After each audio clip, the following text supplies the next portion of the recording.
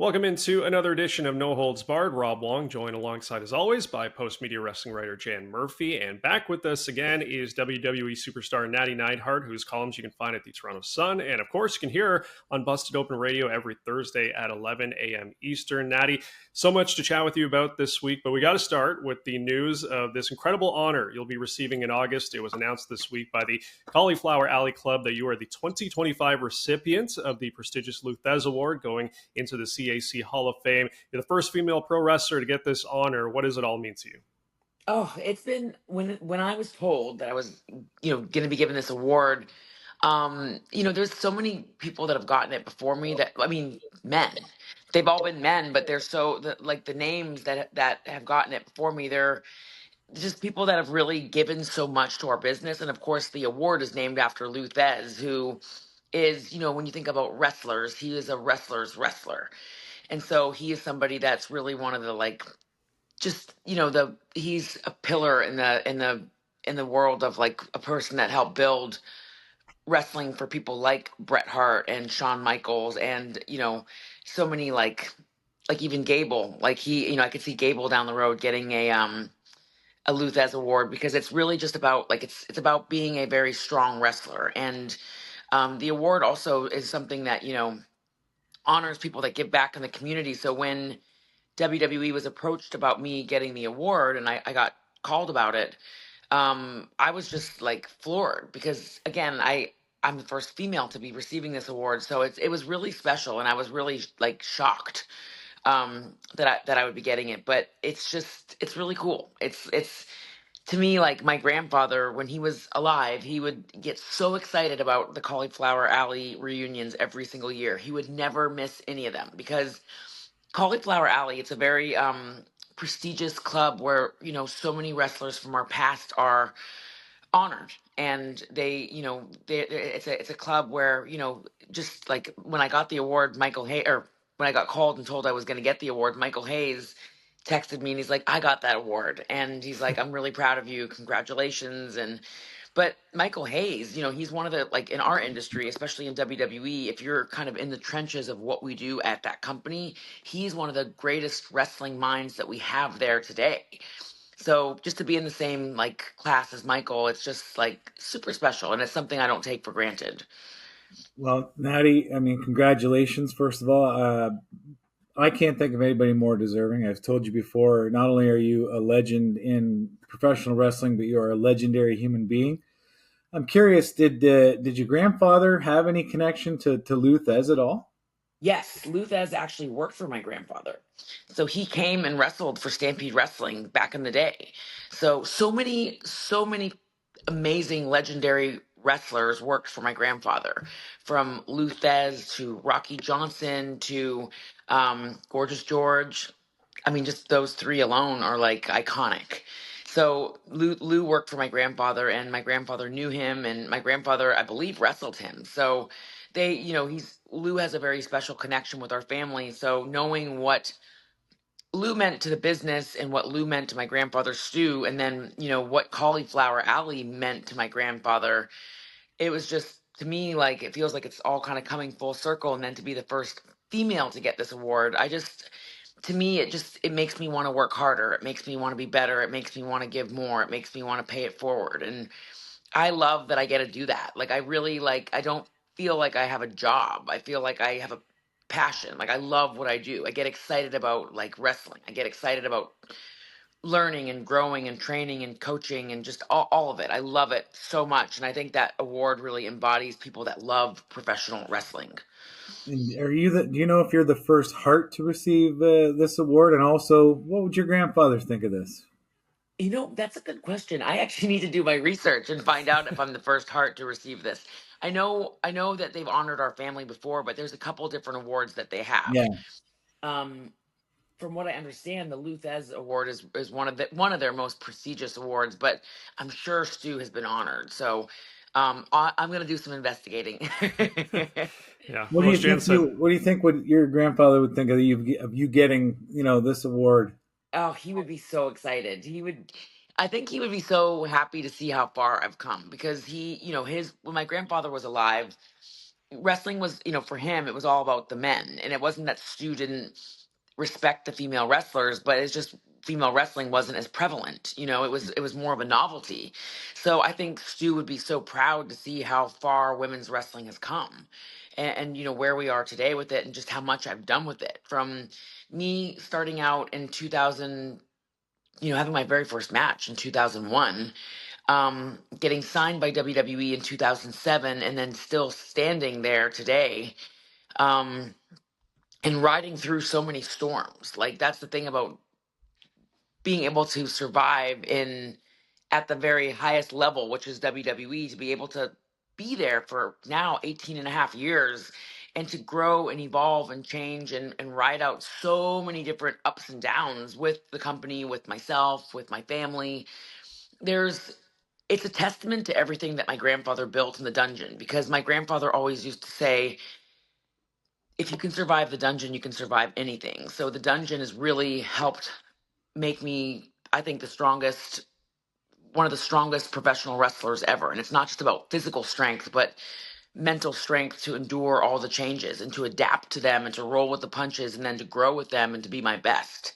Yeah, look, as Jen said, well deserved, Nattie. We're so happy for you, and Thank we you. can't wait to see it all go down in August. Thank You mentioned things coming full circle, and that kind of, had that feeling on Monday night with Nikki Bella making her long-awaited return. We know you've talked a lot, of course, about your relationship with her, your history, over the years. What was that like to just have her back in the mix behind the scenes? Oh, it felt like we were filming a Total Divas episode backstage. It was just so, like, Nikki, I always call her Nicole, but Nikki and I are really good friends. We're very close friends. We started, Nikki, Bree, and I started in WWE in the same month. So I got signed in 2007. I reported to developmental, and they were there like literally just a couple weeks after me. So I remember when they first got introduced to, like, they came to FCW, and I remember Steve Kern talking to everybody saying, we got these two twins, we don't know what we're going to do with them, they're pretty girls. And turned out that they would become iconic figures in women's wrestling. And so, like, Nikki and I, yesterday I was helping her with her tanner, and I was helping her in the bathroom get ready, and I told her mom was backstage, Kathy, and I told Kathy as I was writing my book, the twins were a big part of my journey, especially my early years in WWE, because, you know, um, I would put on an outfit in 2007, and Nikki and Bree would look at me and go, "No, you're not wearing that." And I'd be like, "Why? What's wrong with it?" And they were like, "Nattie, you're not wearing that. It's not cute. It's not like," and they would literally take the clothes off of their backs and give them to me and go, "Wear this. Take this." They gave me a whole suitcase full of clothing when I first got signed because I didn't have any money. I had this contract with WWE. I was only making $24,000 a year, but I also had to pay taxes. I had to, that's not a lot to live off of, especially as a girl, and you need to buy wrestling gear and all the fancy stuff to look glamorous, but you're really working on a Walmart budget sort of thing. The Bella twins are so special to me because, like I said, they helped me become what I am today. So what I'm getting to is that when I first started, they gave me a suitcase full of clothing, and they were like, "Take this, wear this. This is one of our favorite dresses." I have all the old clothes that they gave me. I still do to this day. I've never thrown them out because it always meant so much to me.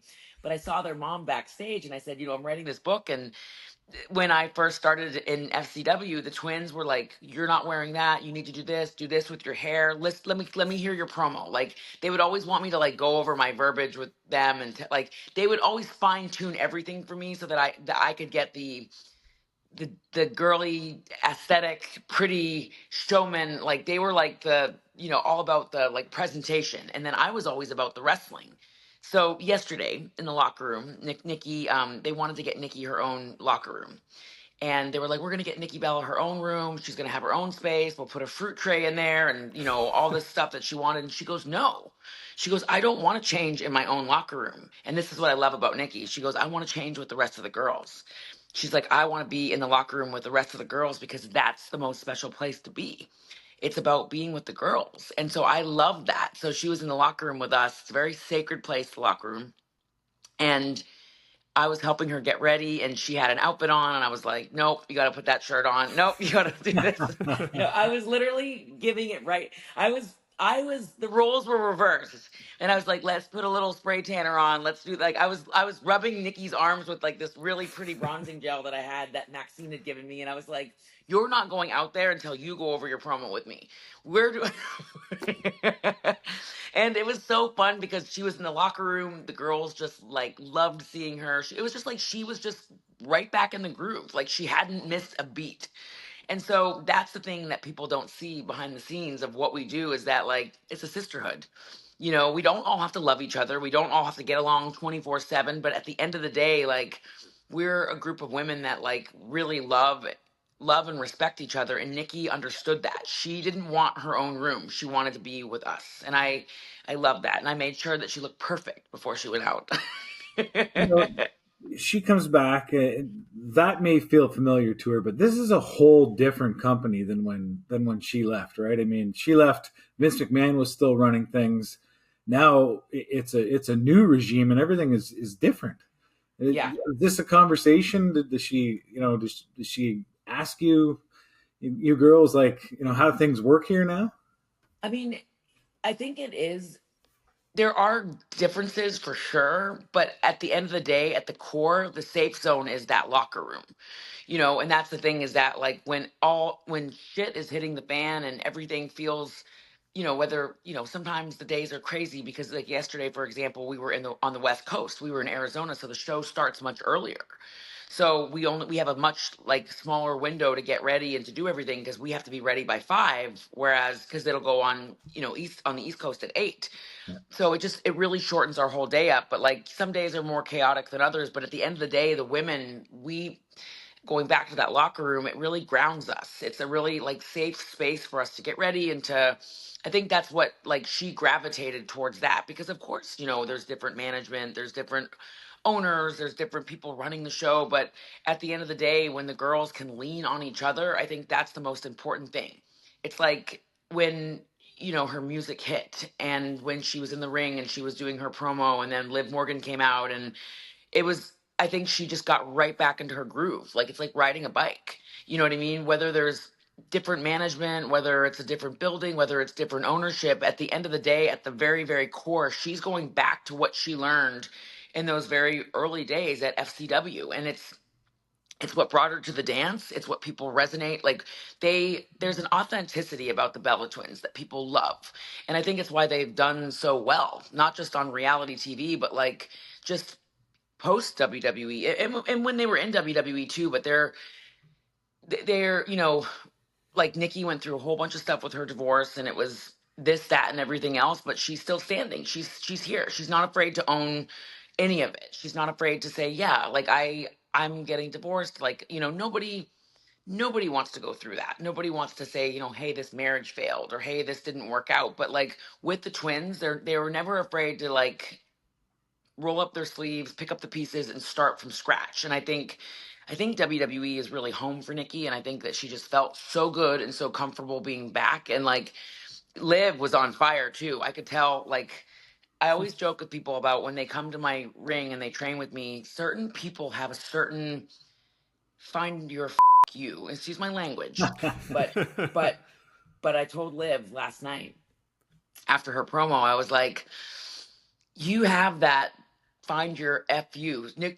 Liv, when she was cutting that promo on Nikki about like feeling forgotten and like you didn't mention my name and I'm the best and like she was just like it was coming from her soul. Like I felt it when she was like she was just in the zone. And so Nikki needed that energy. Nikki needed that energy because Liv's like, you know what, bitch? This is where we're at now and you need to step up your game because it was so good. It kicked off the story to where now I want to see them fight. I want to see them throw down in a match and I want their energy, like energy matches energy. I want to see their energy match each other. So, and I want to see Nikki find her you. I love edgy Nattie. Ever since you wrote this, I do too. Ever since that's like what I do. That's what I do at my ring though. I help, and it's for myself too. Like I help. it's not just about the moves, and it's not just about like when Liv was cutting her promo, she's not just saying lines that are remembered. She's saying it from her soul. That's what I mean about finding your FU.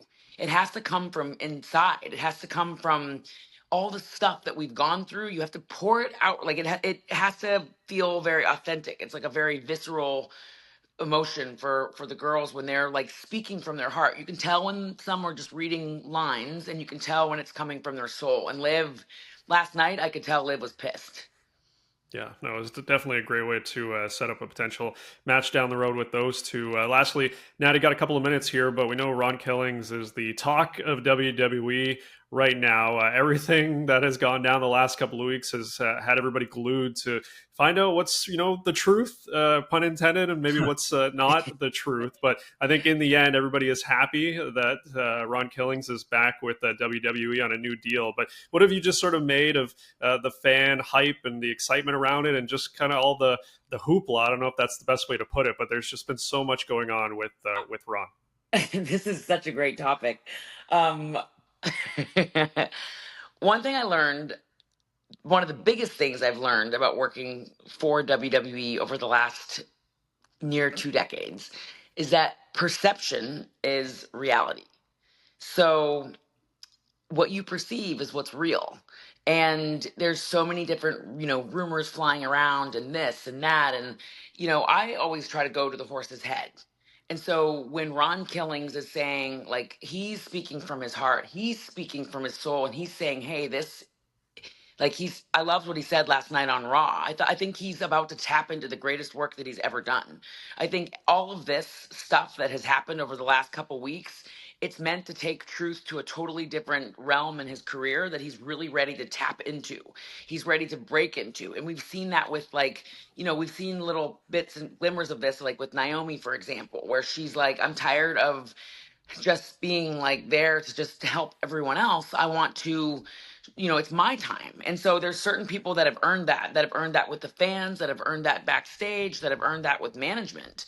And so Truth is really one of those people that he's just so, it's not just about like, oh, Truth can take anything and make it work. Truth is somebody that he is the fans, no matter what he's doing, he always pours his heart into it. And so the talent, the management, our fans, like what he said last night he said, you guys made this happen. You guys, like, if it wasn't for the fans, like, you guys had a voice and you were able to do this for me. So I love that he was throwing it back to the fans, because at the end of the day, and I was saying this to Nikki Bella, we never would have had Evolution for the girls had we not had the fans screaming, like, give Divas a chance. We never would have had that. Like, we just never would have, because, the powers that be, they didn't want that for the women at that time. The fans spoke up, and then Truth, acknowledged that last night. He was like, it's the fans that did this for me. You guys did this for me. Don't ever think for a second that your voice doesn't matter, because it does. And I think that's one of the most powerful things. Like, it just stuck with me when he said that, because when he put out that tweet last Sunday, like when it all went down, when he announced, like, hey, I got released and I'm not going to be here anymore, and I just want to thank all the fans, I texted Truth right away, and I was like, Truth, what's going on? Like, this has got to be like a storyline, or like a, prank, or like something. And so when there was a series of events that happened, but he was so right in the way that he was like, it's the fans. It's the people that poured their hearts out wanting him back. And so again, it's not one of those things that, like, every time somebody gets released, that everybody can just scream and shout from the rooftops that they want someone back.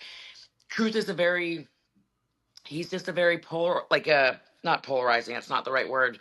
He's somebody that's just so beloved, and he's somebody that's given so much to this industry, and he's somebody that you just can't go, okay, goodbye. And I don't know all the particulars that happened, but I do love that he's basically crediting the fans for saying, like, you guys are the ones, you're the reason. And I think it gives our fans the feeling that they do have a voice. Like, we look at Kofi. Remember when Kofi was doing his Kofi Mania stuff? That was the fans that were like, we want Kofi. When you look at, Jey Uso. the Yes Movement with Daniel Bryan. You look at Becky Lynch and her rise before main eventing WrestleMania and winning both those titles. The fans can create a momentum that's what I love about WWE is it allows, like, I think that the company does go, hey, we do need to pivot. We should pivot here because the fans they're rallying behind this one person. So I do give WWE credit in the sense that, like, they pivoted and everybody's going to win from this. Everybody's going to win. Truth is going to get to dip into the most fun character that he's ever gotten to do. And it's just making for like a really fun, like cool, unpredictable environment where it's like, hey, like, this isn't just about what a creative team wants or what talent wants. This is also a little bit of what our audience really wants. My world was crazy.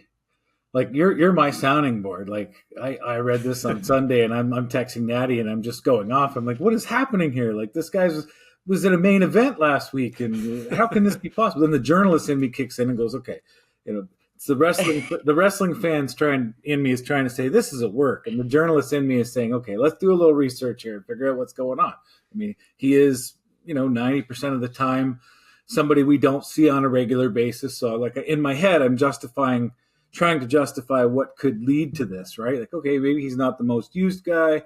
He is, 50 some years old. Lots of reasons that maybe you could convince yourself, but it made no sense, the timing of it all. And then I might as well have said nothing because then he's back 5 days later.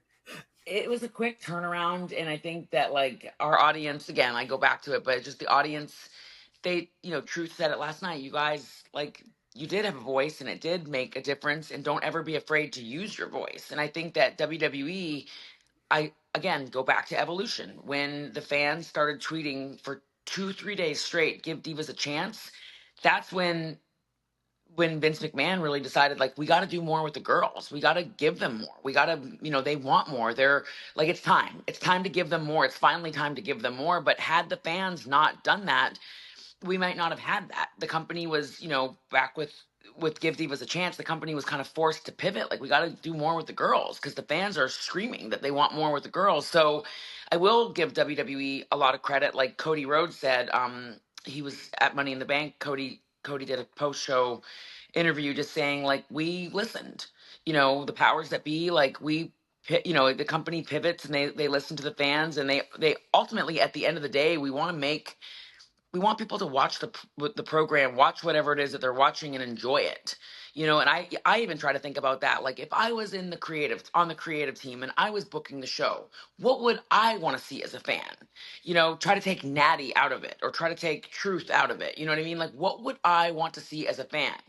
Now I will say I am more intrigued than ever to see what Truth is going to do with John Cena. I'm curious to see what he's going to do sort of in this main event. I mean, his numbers have been crazy.